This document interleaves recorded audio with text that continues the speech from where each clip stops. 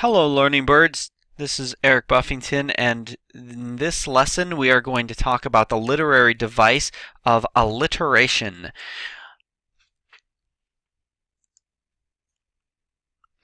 First off, let's talk about what alliteration is. Alliteration is having the same sound at the beginning of words. Alliteration is often used in poetry and also in making some catchy names, and we'll talk about that a little bit as we go along. Here are some examples of alliteration just so that you can get a feel for what it is. One of my favorite examples, one that comes to mind real quick, is a story that I read to my children, Dr. Seuss's ABC book. It says, Big B, little b, what begins with B? Barber, baby, bubbles, and a bumblebee. Obviously talking about the letter B.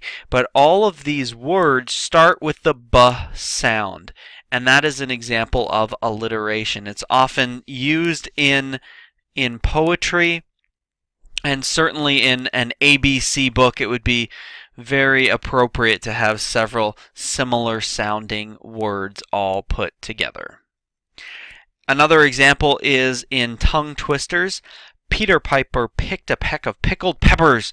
That's a common or a famous tongue twister. Tongue twisters definitely take advantage of that alliteration, the similar sound at the beginning of words.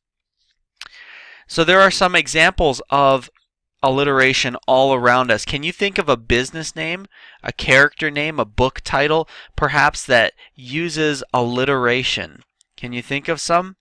Perhaps the character Bugs Bunny, that double B sound. Dunkin' Donuts is a company, a famous coffee donut place. Dunkin' Donuts, it's alliteration. The A through Z mysteries, all of them have alliteration at the beginning of them. These are mystery series that all start with a letter of the alphabet. So this is the N one. The Ninth Nugget. Again, some alliteration there. And then games like Dungeons and Dragons. Again, it's kind of catchy. It sounds nice to your ears to have alliteration. That's why we use it, because it has that nice sound to it. So it is all around us, and you'll notice that in catchy names, they often use alliteration. That's why we use it in poetry, because poetry is supposed to sound nice. It's supposed to kind of be pleasing to your ears. So that would be an example.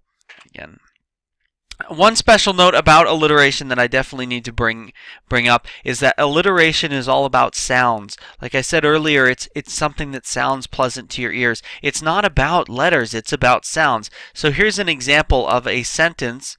Nancy Newton has knobby knees. All of them have the N sound, but they don't necessarily start with the letter N. Like Newton and knobby knees start with K, but it's the N sound, so that would be alliteration. Here's an example of a sentence that has 4 words, or a little phrase that has 4 words that start with C, but they make 3 different sounds. Circular, cats, chomp, chocolate. The only alliteration there is chomp, chocolate. Circular has an S sound, a S sound at the beginning of it. Cats has a K sound. Chomp and chocolate both have the ch sound.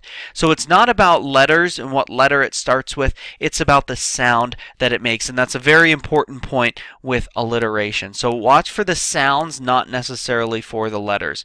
Oftentimes they will go hand in hand, but sometimes in the English language they'll be a little bit different.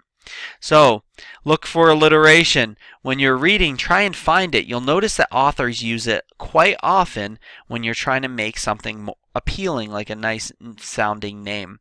And when you are writing, try and fit it in. It flows nicely and it has a pleasant sound. It's appealing to the reader to have alliteration. So if you are doing some writing, go ahead and try and sneak some of that in. Good luck with that. I hope that lesson was helpful for you, and have a wonderful day.